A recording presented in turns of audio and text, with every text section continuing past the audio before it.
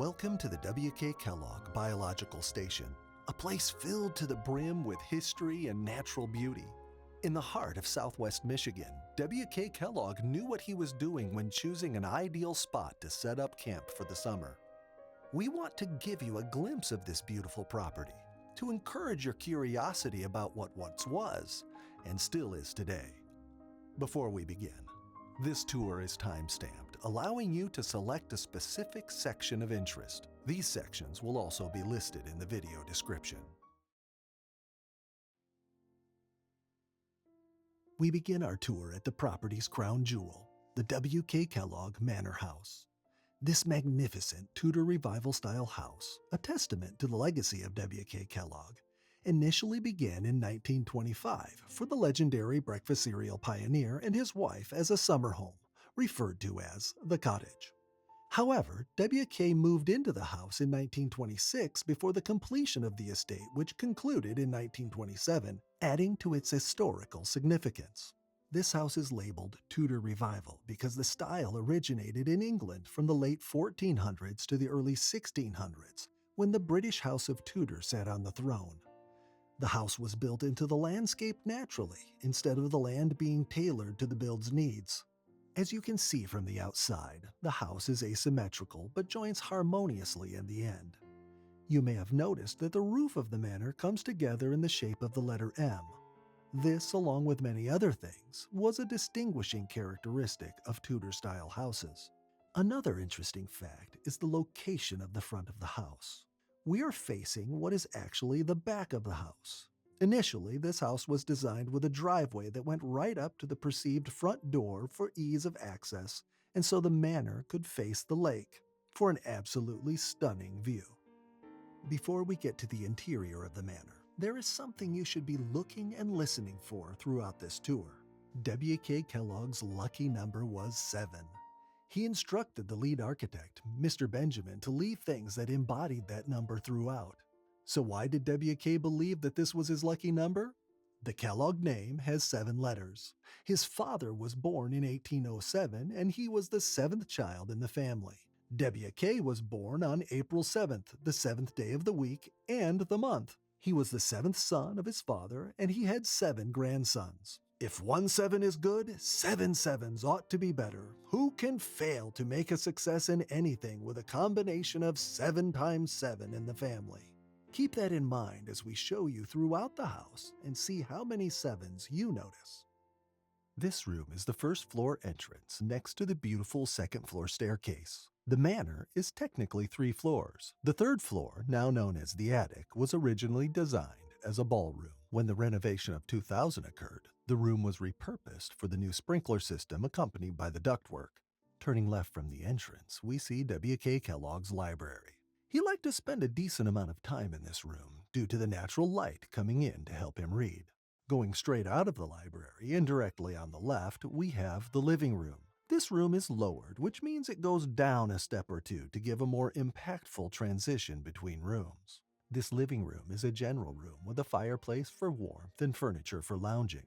We have an original tapestry on the wall to our right, one of 3 still hanging in the manor today. The other 2 hang above the staircase and in the 2nd-story central hallway. The light fixtures are another interesting item, seen only on the manor's walls. Like the tapestries, they are also a part of the original pieces in the manor. Now, turning to our right, we have the dining room, fit for a king. Or in this case, a CEO. Entering the hallway to the right is the kitchen, where the household cook prepared various meals for the Kellogg's daily. Across from the dining room is the breakfast room, where W.K. would eat breakfast facing the sunrise every morning with a view of the beautiful greenery. Now we shall move up this beautiful hand-carved solid oak staircase to the 2nd floor.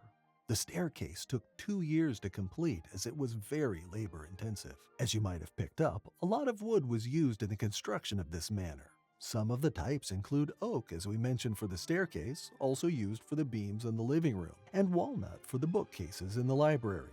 Inside Mrs. Kellogg's room, which we will see soonish, we find cedar for the closets and dressing room.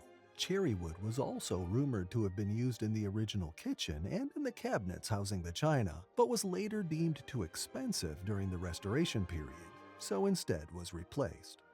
As we get to the top of the staircase, a central hallway takes us down to each of the various rooms. The first on the right was the guest suite, which was filled with all the luxurious furnishings of the time for the guests that visited the Kellogg's in the summertime. Out to the left is Norm's room. Now, why was it called Norm's room? Well, W.K. Kellogg's grandson, Norman Williamson Jr., stayed over at the manor during the break periods from the University of Michigan and during the summer. This was described as his favorite among the rest. His bedroom is one of 7 in the manor. Continuing through Norm's room, we step back into the central hallway and down to Mr. Kellogg's sleeping porch/exercise room. He primarily exercised using free weights and a particularly amusing machine called the Shimmy Shaker. Coming out of the exercise room, we have WK's bathroom. This bathroom, like all 7, is slated with a special kind of tile called rookwood. A brief history on this would be that the architect tried, and obviously won the battle to convince WK that he needed these specialty tiles not only in the bathrooms, but throughout the house, as well as places like the library where the radiators would heat up the tile along the wall, providing warmth for Mr. Kellogg or anyone who was sitting there at the time. Some other locations of this tile in the manor include the fireplace surrounds on the first floor and in the billiard room, which we will see on the second floor, also along the walls around sections of the house. Rookwood was quite expensive, hence why WK was so adamant about not doing it. But WK was a man that believed in practicality, and if these were to last as long as the architect said they would, he was all ears. If you're interested in learning more about Rookwood, it will be linked down below.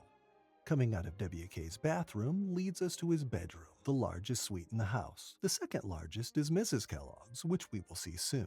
Continuing, we have a room that was intended to be a bedroom, but instead became WK's office. This is where he would work, of course on all sorts of matters related to the Kellogg Company, or any other personal affairs. On the desk, as you can see, there are 2 jars, one filled with candies and the other filled with pennies. WK frequently had his grandchildren visit, and he would invite them to choose between taking a penny or a piece of candy. This little experiment was meant to show them that saving your pennies eventually will total a lot greater than the candy, which was temporary.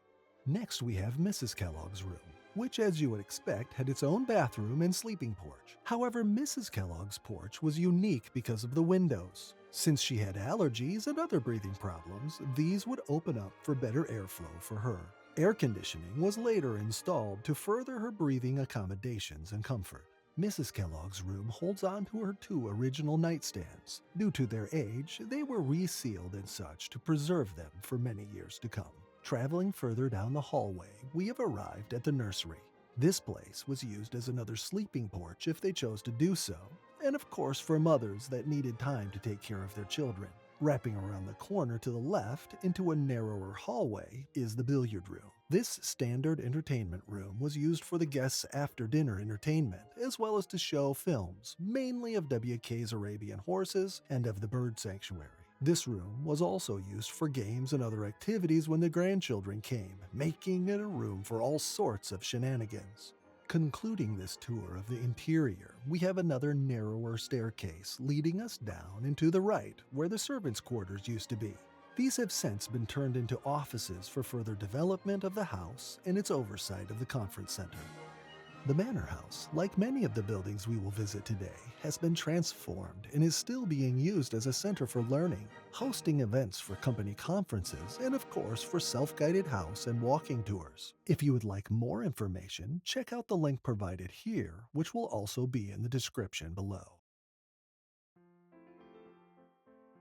The next stop in our tour is the W.K. Kellogg Boathouse. Mr. Kellogg owned a lot of watercraft. Inside this boathouse, there was room for 2 26-foot pleasure crafts, which were boats used for leisure rather than work. He also possessed a rowboat, a canoe, a Boyd Martin hydroplane, a powerboat, and a Garwood wooden boat. Now inside this building, there are 2 stories and no basement. As mentioned, the first was used for storing those massive 26-foot pleasure crafts, and the second was a bathhouse that could comfortably accommodate 10 to 12 people. Since then, the indoors have been converted into a controlled environment for snake and turtle research. It's unclear if Mr. Kellogg used these boats frequently, as it's not documented. And what is most accepted is that these crafts saw little time on the lake until the United States Coast Guard took up housing here. After they left, this became a rehab center for the Percy Jones Hospital in Battle Creek for relaxation and rehabilitation of soldiers that had come home from the war. W.K. did, however, like to fish with his granddaughter on Wintergreen Lake, which happens to be a part of the bird sanctuary at the Kellogg Biological Station. We have now arrived at the Pergola, also referred to as a boat dock. This formerly paved cobblestone platform was a great spot for W.K. to come down and relax by the water, most of the time to enjoy the sunsets. This dock is also considered a symbol on Gull Lake, since boat-goers would always pass by seeing it in its beauty. The pergola is connected via a stairway for a total of 93 steps all the way to the manor house atop the hill. These steps were walked on twice a day by W.K. himself as part of his exercise routine, in great combination with the healthy Seventh-day Adventist lifestyle. The pergola today is mostly used for weddings, but can also be used for a variety of different occasions. Our next stop is a small but very important part of the property, the pump house. Constructed around the same time as the manor house, this single-room pump house was responsible for delivering water from the lake into tanks and then to the entire property for irrigation purposes. It was originally designed and built to match the style of the rest of the architecture around the property, to hide its utility effect, since it housed a singular 50-horsepower electric motor that drove 2 turbines to provide the water. The pump house is still used to this day, housing the biological station's water filtration system, which supplies the lawn with all of its water requirements. Moving on to our next stop, we have W.K.'s Windmill. This place is also known as Windmill Island because of the location the windmill is stationed on. The architects of the estate, Benjamin and Benjamin, thought it would be an excellent touch to the property. Originally, there were 2 windmills that were constructed in the Netherlands in 1817 and then purchased for the property. Due to wear on the components, these were later reconstructed into the single windmill you see today. The windmill has a lagoon surrounding it which is rich with turtle life and vegetation. Before it was to remain stationary, the windmill would pump water via an Archimedes screw, creating movement of the water. But as time went on, with age-old parts and storm damage, it was not financially possible to remain as intended. Now, to preserve it as a landmark, it has been made permanently motionless, just for eyes to enjoy. At our next location, the Lakefront Cabins are actually not original to the property. In 1953, these buildings were constructed to be used as boys' dormitories, since the girls were housed in the manor house. These former dormitories have since been converted into bunkhouse-style lodges for all different types of events hosted here at the station.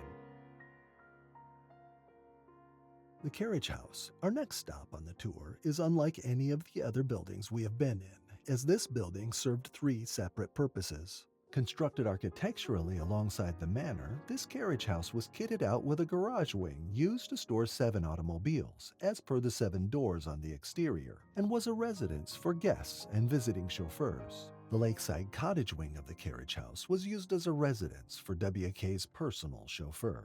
This cottage has since been restored and is available for rental, which is linked in the description below. Looking inside this carriage house, we start at the garage. As mentioned above, this housed 7 automobiles. The upstairs of the house was used for traveling chauffeurs and/or domestic help that Kellogg was working with. This house, as amazing as it was for all the jobs it accommodated, was renovated, turning the garage into a classroom and conference center for business events, lectures, and more. The other sections were also transformed into variable, malleable uses such as classrooms and office spaces, better furthering the interests of W.K. Kellogg. W.K., along with his chief architect, Mr. Benjamin, believed in the necessity of a self-sustaining estate.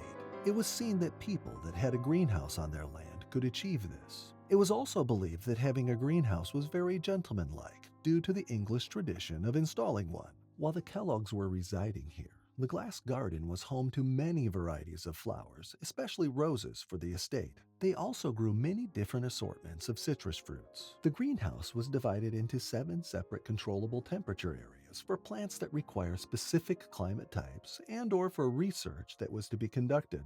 Speaking of research, WK provided Professor Nutting from Michigan State University with space inside to further his studies on grafting. Nowadays, this facility has been turned into a center for research and development for MSU undergraduate programs. Our final stop on the tour is the Caretaker's Cottage. This cottage was constructed to fit in with the rest of the estate, similar to the pump house, and was home to WK's full-time caretaker. Inside of this cozy cottage was everything a main employee for Mr. Kellogg would need, including a kitchen, a bedroom, and other commonalities to make living here as comfortable as possible. The cottage, like a lot of the structures here, was updated to become a rentable retreat, perfect for a weekend getaway. We want to thank you for joining us on this virtual tour of the Kellogg Biological Station, and we hope you enjoyed learning a thing or two about the history that the station holds within, or just enjoyed watching the video. If you would like to learn more about the places that we talked about today, or if you would like to schedule a tour, gathering, or wedding, please visit us at conference.kbs.msu.edu. This address will be linked below. We would love to see you here.